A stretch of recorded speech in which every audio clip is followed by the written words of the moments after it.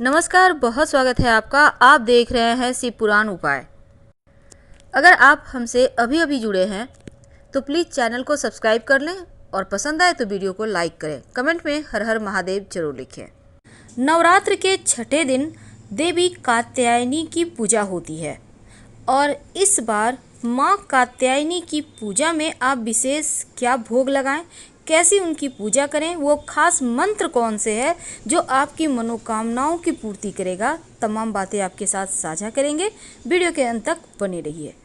माँ दुर्गा के 9 स्वरूप में छठा स्वरूप है माँ कात्यायनी की, और माँ कात्यायनी की आराधना करने से शुभ फल की प्राप्ति होती है और इनकी पूजा करने से जीवन में सुख सौभाग्य बढ़ता है। माँ कात्यायनी का स्वरूप अत्यंत ही भव्य और दिव्य है। ये स्वर्ण के समान चमकीली हैं और इनकी 4 भुजाएं हैं।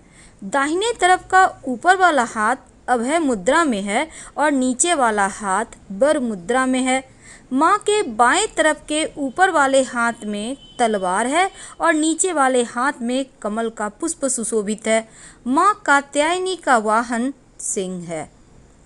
माँ दुर्गा के इस स्वरूप की प्राचीन कथा में एक वर्णन आता है कि महर्षि कात्यायन, जिन्होंने भगवती जगदम्बा को पुत्री के रूप में प्राप्त करने के लिए उनकी कठिन तपस्या की, कई हजार वर्ष तक कठिन तपस्या करने के पश्चात महर्षि कात्यायन के यहाँ देवी जगदम्बा ने पुत्री रूप में जन्म लिया और कात्यायनी कहलाईं।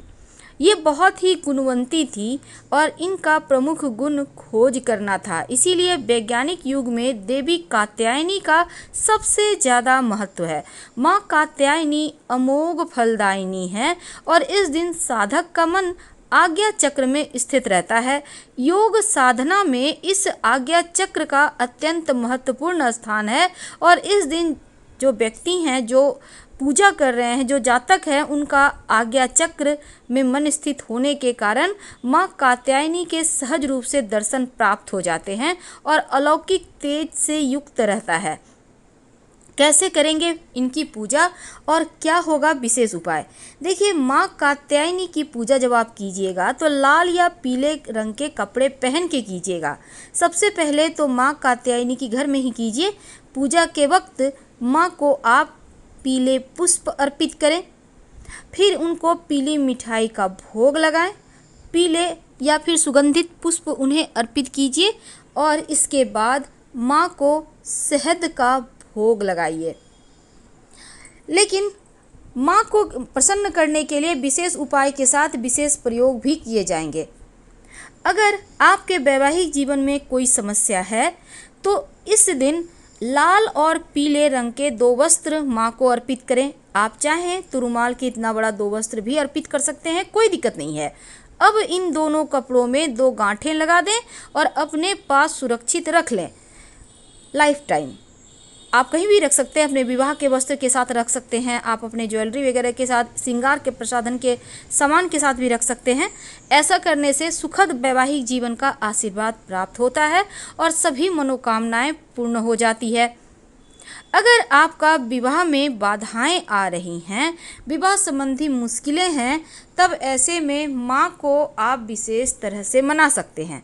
विवाह की मुश्किलों को दूर करने के लिए माँ के विशेष मंत्र भी जपे जाएंगे और विशेष उपाय किए जाएंगे। शाम के वक्त स्नान वगैरह करके आप स्वच्छ वस्त्र धारण करें और फिर पूजा पर बैठें। देखिए, एक संदर्भ आता है कि गोपियों ने कृष्ण की प्राप्ति के लिए माँ कात्यायनी की ही पूजा की थी, इसीलिए विवाह संबंधी मामलों के लिए इनकी पूजा अचूक मानी जाती है। मनचाहा पति प्राप्त करने के लिए या फिर शीघ्र विवाह के लिए, या आप चाहते हैं कि आप लव मैरिज करें, प्रेम विवाह, इसके लिए भी माँ की पूजा की जाती है। अब मन चाहे विवाह, प्रेम विवाह के लिए भी इनकी उपासना करनी है। तो चलिए जानते हैं कैसे उपासना करेंगे। देखिए, माँ का संबंध गुरु बृहस्पति जो हैं उनसे और शुक्र से, दोनों से है। अब शुक्र और बृहस्पति दोनों दैवीय और तेजस्वी ग्रह हैं, इसीलिए माँ का तेज भी अद्भुत और संपूर्ण है। माँ का मंत्र है ओम कात्यायनी देव्यै नमः। इस मंत्र का जप करने से माँ की सारी जो आशीर्वाद है वो आपको आसानी से मिलता है। अब हम बात कर रहे हैं कैसे पूजा करेंगे। देखिए, शाम के वक्त गोधूली बेला में माँ की पूजा करने का विधान है। पीले या लाल रंग के वस्त्र धारण करें, फिर माँ को पीले पुष्प, पीले नैवेद्य अर्पित करें और इनको शहद अर्पित करें, जो बहुत शुभ माना जाता है। माँ को सुगंधित पुष्प ही अर्पित कीजिएगा। शीघ्र विवाह के योग्य अति शीघ्र बनेंगे और प्रेम संबंधी बाधाएं भी समाप्त हो जाएंगी और माँ के ही समक्ष उनके मंत्रों का जप करना है। तो शीघ्र विवाह के लिए माँ को कैसे मनाएंगे? ये तो सिंपल तरीका है, लेकिन एक खास प्रयोग। देखिए, सबसे पहली बात तो आप चाहते हैं कि जल्दी से शादी हो जाए 3 से 6 महीने के अंदर, तब एक छोटा काम करें। शाम के समय ही करना है। माँ के सामने एक दीपक जलाइए, घी का दिया होगा, एक मुखी लाल धागे की बाती होगी, 2 लौंग डाल दीजिए। अब माँ को पीले पुष्प अर्पित करें, फिर 3 हल्दी की गांठ अर्पित करें और माँ का मंत्र है कात्यायनी महामाये महायोगिन्यधीश्वरी नंद गोप सुतंग देवी पति में कुरुते नमः। फिर से सुन लें, कात्यायनी महामाये महायोगिन्यधीश्वरी नंद गोप सुतंग देवी पति में कुरुते नमः। इसके बाद माँ को जो आपने हल्दी की गांठ अर्पित की है उसको सुरक्षित पाद में रख लीजिएगा और माँ को जब आप शहद अर्पित कीजिएगा ना, तो चांदी या मिट्टी के पात्र में ही अर्पित कीजिएगा। आपको इसके विशेष फायदे मिलेंगे, आपका प्रभाव बढ़ेगा, आपके आकर्षण क्षमता में वृद्धि होगी और फिर प्रसाद के रूप में सब कोई ग्रहण कीजिएगा। तो सिंपल तरीके से आप माँ को इस तरह से मना के माँ का आशीर्वाद प्राप्त कर सकते हैं। तो माँ की जब आप पूजा करेंगे ना, तो पूजा में अगर आपको कदम्ब का पुष्प कहीं से मिल जाए तो ज़रूर अर्पित कीजिएगा। आपके जीवन के विवाह संबंधी सभी बाधाएं दूर होंगी, क्योंकि कदम्ब का पुष्प प्रेम का प्रतीक माना जाता है।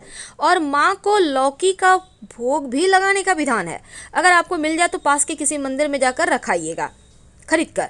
और माँ को प्रसन्न करने के लिए जो शहद अर्पित कीजिएगा, चांदी या फिर मिट्टी के बर्तन में ही अर्पित कीजिएगा। और इसके साथ मीठा पान आप पंसारी के दुकान में बनवा लीजिएगा। अगर नहीं बनवा सकते तो कोई बात नहीं, घर में ही एक पान का पत्ता को साफ सुथरा धो ले कर ले। पान का पत्ता को काटना नहीं है, सिर्फ डंठल हटा दें और इसके बाद पान के पत्ते पर लौंग, इलायची और बतासा या फिर मिश्री के दाने रखकर, मिश्री यानी चीनी जो होता है मोटा वाला, आप रखकर उसको पीड़ा की तरह बनाकर माँ को अर्पित कर दें। आपके जीवन की सभी समस्त समस्याएं समाप्त हो जाएगी। और इस दिन गोधूली बेला में माँ कात्यायनी की पूजा करें तो ज़्यादा फल आपको मिलता है। अब जीवन में अगर लाख प्रयास के बाद भी धन ना आ रहा हो, आप बहुत परेशान हैं, कमाते तो हैं पर धन है कि टिकता ही नहीं या फिर धन ही नहीं आ रहा, तब ऐसे में माँ कात्यायनी की जब आप पूजा कीजिएगा, पुरुष हैं महिला हैं कोई भी ये प्रयोग कर सकता है। माँ को 3 हल्दी की गांठ अर्पित करें, अलग अलग मनोकामनाओं के लिए अलग अलग अर्पित करना है। इसके बाद इस हल्दी की गांठ को उठाकर अपने बेडरूम में रख लें, कहीं भी सुरक्षित रख लें, चाहे तो सिरहाने भी रख सकते हैं। धन की मुश्किलें आपको परेशान नहीं करेगी।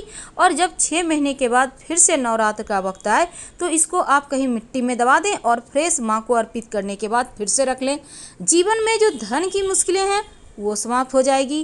कभी कभी क्योंकि हमने कहा कि माँ का संबंध गुरु और शुक्र दोनों से है, तो विशेष मनोकामनाओं की पूर्ति के लिए एक छोटा सा प्रयोग इस दिन जरूर कीजिए। 1 चुटकी हल्दी एक कागज में मोड़ कर उसकी पुड़िया बना लें। अब इसको माता रानी के तस्वीर मूर्ति के पीछे छिपा कर रख दें। आपकी मन्नत 1 से 1.25 महीने में पूरी हो जाएगी। बहुत सिंपल है।